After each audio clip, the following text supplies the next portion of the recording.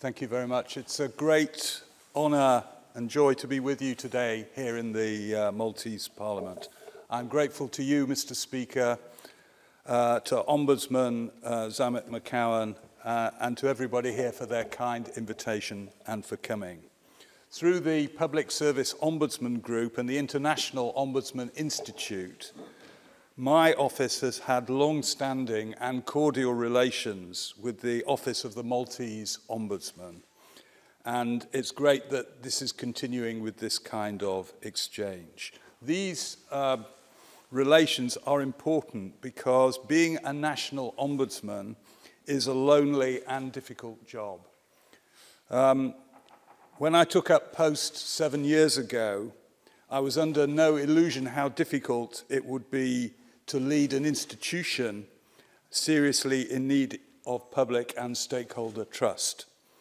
At my pre-appointment hearing in Parliament, a seasoned Labour MP said to me, frankly, "Mr. Behrens, I've had a look at your career and you have a half-decent CV. Why would you want to spoil it by taking on this job?"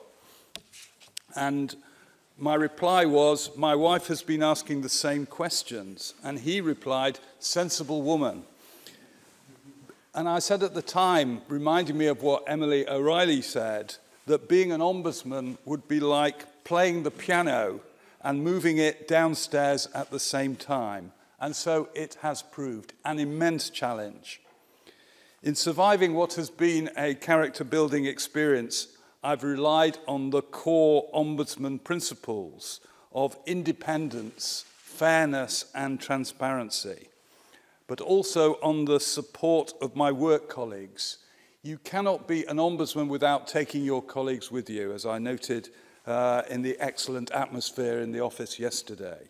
But also on my fellow international ombudsman colleagues. We talk to each other, we work with each other, we address very difficult situations and paradoxes. My office was created in 1967, and it's now the largest public service ombudsman scheme in Europe. I am the 10th ombudsman, and we have close to 600 staff based in Manchester and London. We have the powers of the High Court to call for papers in disputes and legal powers to require bodies in jurisdiction to cooperate with us. We use maladministration as the test of detriment for service users, a term including not only bias, neglect and delay, but also poor service and now clinical failure and avoidable death in health cases. A detriment can be maladministration without being illegal. And that's something which is not always known in government departments, who believe that if they're abiding by the law, then they're not exhibiting maladministration. I disagree with nothing that my distinguished colleagues have said. My office, like yours, is independent of government. The Ombudsman in the United Kingdom is a Crown appointment, not a ministerial appointment. Appointed by Parliament under the Nolan rules of fair and open competition and confirmed by a vote of the House of Commons. I have to give an annual account to the Select Committee on the Constitution and Public Administration, called PACAC. I have to do it both in writing and in person. And this account is far from formal. It is based on written evidence and up to 3 hours of intense questioning by a committee happy to probe and challenge the demeanour of an organisation which in the last few years has had to survive the emergency measures associated with COVID. And after that, with an emphatic rise in complaints by citizens as a result of the COVID situation and more besides. So the relationship is a difficult but key one. And while we have our disagreements with the Select Committee, they have been crucial supporters of the Ombudsman in arguing for legislative reform to address the lack of powers which my institution, like yours, faces in trying to deal with the modern world. This is very, very important. The credibility of the Ombudsman depends on the ability of the Ombudsman to act. And in the UK, as in most countries, I have no clear power to make binding decisions. So I can make recommendations, but I can't enforce them. And frankly, I wouldn't wish it any other way. In South Africa, our counterpart institution, the Public Protector, has binding powers, but these have led to bitter legal challenges and then an impeachment proceeding at huge expense and discomfort to the taxpayer. So without binding powers, we need to use the authority of our offices, the merits of the case, the power of authority, and the fear, frankly, that a body in jurisdiction has of being summoned by the Select Committee to give an account of their non-compliance with our published decision. That is the process in the United Kingdom, and it is very important. In the last year, the threat of a Select Committee appearance for non-compliance has encouraged two very significant government departments, after a long battle, to pay compensation to individuals of up to £300,000 in two unrelated cases. Even without non-compliance, we use the prestige and focus of Parliament to raise the profile of our cases by laying reports before it. Most notably, the Select Committee used our report on tragic deaths associated with eating disorders in UK hospitals to kickstart a significant 5-year programme of reform undertaken by the Department of Health. When we published a big report on human rights and mental health in the National Health Service, an MP used our report straight away to raise the issues of mental health at Prime Minister's Question Time. And our recent investigations have promoted parliamentary debates on welfare benefits for disabled people and the failure of the UK Foreign Office to address the torture of a British citizen in the United Arab Emirates. We do this with Parliament, not against Parliament. But frankly, we cannot just rely on Parliament for our activities. We have to act outside of it, and I want to come on to mention that. I'm also the subject of judicial review of my decisions, even though maladministration is not defined in the legislation. In a landmark High Court judicial review application made when I was Higher Education Ombudsman, the courts struck down an application by a student with sleeping disorders for her appeal against my decision that she should not get the compensation she required. And the court said, in a significant way, the judicialization of the Ombudsman, so that it has to perform the same fact-finding functions and to make the same decisions on liability as the ordinary courts and tribunals, would not be in the interests of complainants. Where there is a broadly non-legal and non-adversarial approach to resolving issues, that's where students and citizens should go. But the courts do intervene very occasionally. In 2018, they criticised the Ombudsman standard, which I use to get clinical advice on cases and which causes clinicians to abide by that standard in giving me advice. And they said it wasn't clear enough. And in the last year, my office has been criticised by the courts for the way in which it's handled the very big issue of the raising of the age in which women can withdraw their state pensions. That is valuable advice, and we take it seriously. So last year, we received around 130,000 inquiries including 41,000 telephone calls, and in the end, 35,000 complaints. We have an intake team of 40 people whose sole job is to deal with the reception of these inquiries. We now have a policy of seeking to resolve cases as early as possible and to only investigate where absolutely necessary. Many complaints are outside our jurisdiction. Some can be settled with quick telephone calls. Around 500 a year are settled in that way. And now, happily, we have a fully trained mediation team who are offering mediation between parties, bringing them together and allowing them to resolve the issue without an investigation. This is a significant way forward, given that in much of the ombudsman world, there is a divide between those ombudsmen who investigate and those who mediate. We want to do both, and we think there's a good cause to do so. We end up with preliminary or in-depth decisions in around 8,000 cases, and we find maladministration in around 1 in 8 of those cases. Each year, we are allowed to recommend financial compensation paid by the body in jurisdiction of around £500,000 a year, following about 1,000 recommendations for improvement to bodies in jurisdiction. We also have to deal with an imbalance of the types of complaint we receive.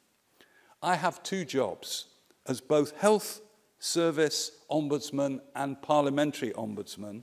I have 2 jobs, but I need to say only 1 salary. The 2 offices were brought together in 1973.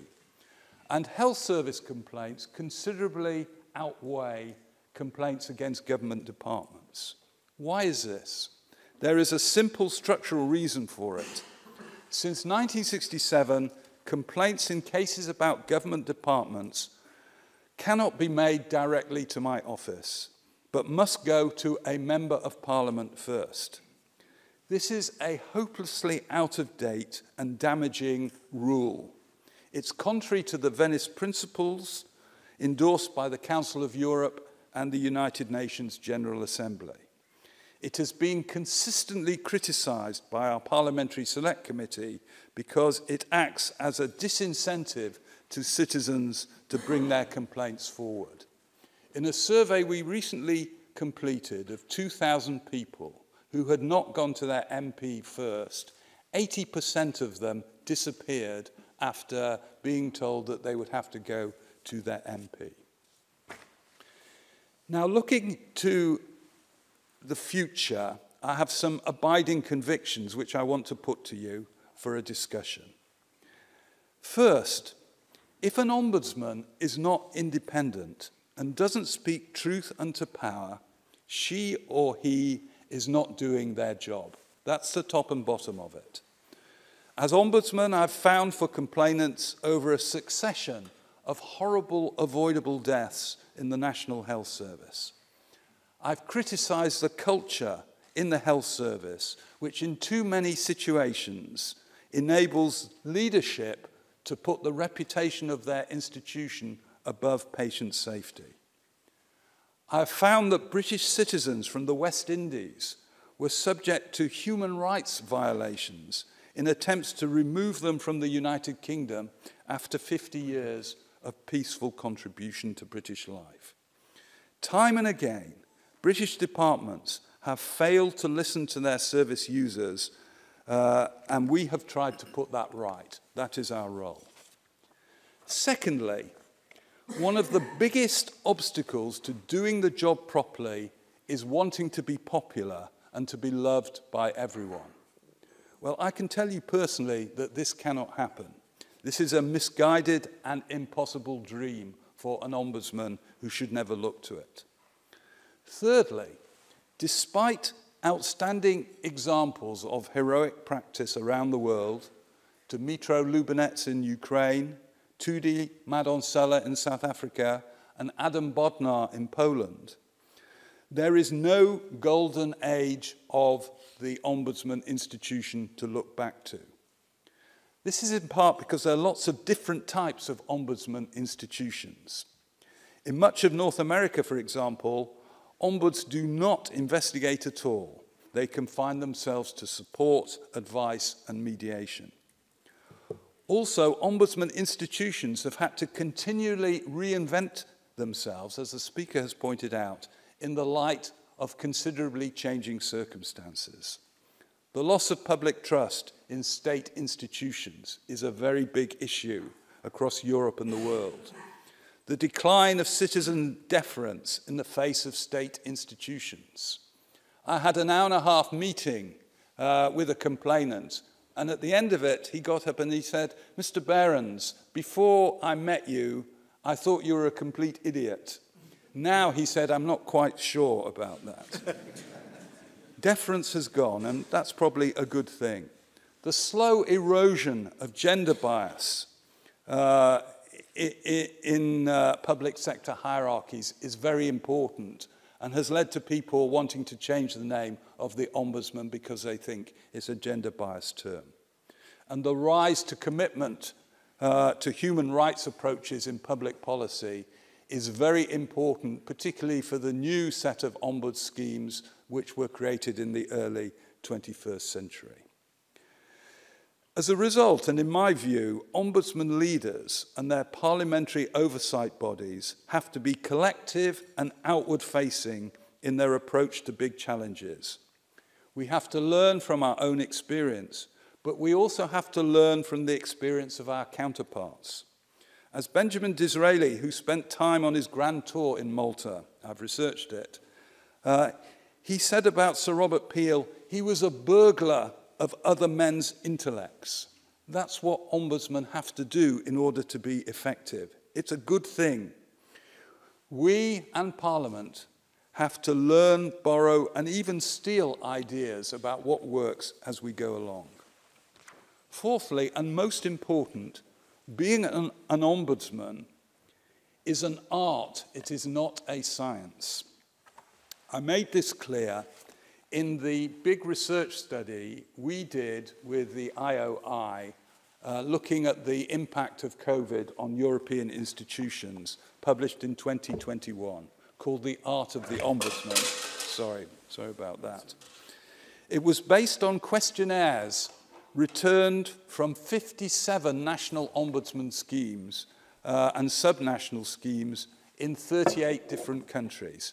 It's well worth reading, and there is a magnificent contribution from Malta in there. Being an ombudsman is an art because of the significant number of ambiguities or paradoxes we have to face on a daily basis. First, as already mentioned, the ombudsman has authority but very little coercive power. This means that stakeholder relations, especially with Parliament and bodies in jurisdiction, are vital. Now, we have addressed this in our jurisdiction with the co-production of what are called nationwide complaint standards. They are best practice guides and professional training which we run for frontline bodies so that their complaints handlers have the skills they need to resolve complaints before they even come to the Ombudsman office. This has been widely welcomed across government and the health service, and it constitutes a non-adversarial, non-legally binding approach to improvement, and I think it's well worth looking at. Secondly, of course the Ombudsman must be impartial, but she or he also needs to be empathetic and to recognize the huge imbalance of power between very well-resourced public bodies and the individuals who complain to them. On a regular basis, people come to my office in a state of bereavement or trauma as a result of losing a loved one, often a baby, in the health service or beyond. Dealing with this requires specific skills development, not only on the wide Ombudsman mandate, but also on the essential skills of communicating effectively, dealing with trauma, demonstrating empathy, and learning to be even-handed between parties in a dispute. This is not something you just pick up. It's something that needs professional development. And for me, the core of the challenge for the Ombudsman institution is that at the moment it is a quasi-profession, not a profession in itself. And we can perhaps talk about that, but that needs to be addressed. So in my period of office, we've done a lot of things to raise professional development. A comprehensive revised programme of training and development for our staff. We've introduced an accreditation scheme for senior case handlers so that when they leave the office, they take with them qualifications which demonstrate what skills they have. We have set up a new Ombudsman Learning Academy where new colleagues spend 10 months in learning and practicing their roles before they become complaints handlers. It now has more than 100 graduates, and it's changed the culture of our service, allowing young graduates to come in and to learn how to be an ombudsman without just picking it up as they go along. And last, and following this lead, we launched in Manchester 3 weeks ago with Maltese participation and support, a new international Ombudsman Learning Academy with a mediation skills programme for case handlers in 6 counterpart countries. And this was a magnificent experience for all of us. And the Maltese support and presence at this event was greatly appreciated. Third of 4 points before I finish. And according to all respondents to our surveys, the Ombudsman has to engage in the political process, but to have no involvement in party politics. This is absolutely fundamental, but very difficult to achieve. It's a golden rule which has been broken in the last 2 years in the Russian Federation and in South Africa. We can talk about those instances, but they're very serious because they have damaging consequences for citizens, for the reputation of our institutions, and for what Joseph has just referred to, the key issue of public trust. One of the reasons I introduced Ombudsman peer review into the international community is so that Ombudsman colleagues can get feedback and advice on all the issues and ambiguities, particularly this issue we face in the post-COVID world. Peer review is not a substitute for accountability by Parliament, but it does provide an additional dimension. And after the first peer review of my office in 2018, where ombudsmen from around the world came to look at our institution, the peer reviewers were invited to give evidence before Parliament about what they had found. And that showed how well the two schemes can work together. My fourth and last point is that the national ombudsman in large countries is very often the final resort for citizens who've experienced service failure from government departments. But also, the citizens know comparatively little about this institution. Walking around Valletta with your esteemed ombudsman yesterday, I know this is not a problem for you. Everybody we met seemed to know you, sir, and that's a very important point.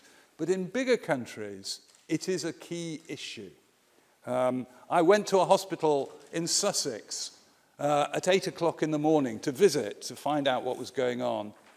And a guy in pajamas and a dressing gown came up to me and he said, "Are you a lawyer?" And I said, "No. Why would you think I'm a lawyer?" And he said, "Well, no one comes to this hospital at 8 o'clock in the morning dressed in a suit and tie unless they're a lawyer." So I said, "No." So he said, "Well, what are you then?" So I said, "Well, as a matter of fact, I'm the National Health Service Ombudsman." I take the expletives out, but he said, "What the bloody hell is that?" And that shows to me the key issue for the Ombudsman, and we have to address that issue. And during my period, I've done 5 things to address this challenge. First of all, I've introduced annual open meetings to allow citizens to come and stakeholders to question me and my colleagues about our annual report. Secondly, you may have heard it, I've launched Radio Ombudsman on our website, a podcast of more than 30 editions over the last few years in which I've interviewed former complainants and stakeholders about what the real world is really like.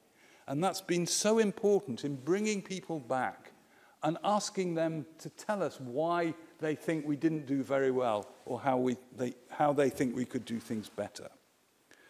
Thirdly, the publication on the internet on a weekly basis now of summaries of case studies which we have resolved and now put into the public domain. We have to respect the privacy of investigation, but we should also realize that to demystify the process, we have to put it into the public domain in terms of what happened and how we did it. Fourthly, the extensive use of national media, including television and radio and newspapers, so that people understand what we're doing and what we're trying to do. And finally, now, the creation of regular ombudsman roadshows around the United Kingdom to meet people who would never dream of trying to get help because they don't know what to look for. So far, I've been with a small team to Northern Ireland, to Stockton and Darlington in the northeast, to Bristol in the southwest, and in February we're going to Blackpool. And what we do is we try to meet people in vulnerable situations, not to say, do you want to make a complaint, but to listen to them so that we're sensitized to the issues and they get a sense of our concern and what we might do for them. I borrowed this idea from my Dutch counterpart, and I'm pleased to have done so. We have to borrow from each other. We cannot be content only to serve those who seek us out. We must look for people in vulnerable situations and try to facilitate their empowerment. Thank you very much for listening. Thank you. Thank you, Mr. Behrens, for that enlightening and thought-provoking lecture. Definitely your insights in the past, present and future of the Parliamentary Ombudsman role is of great significance.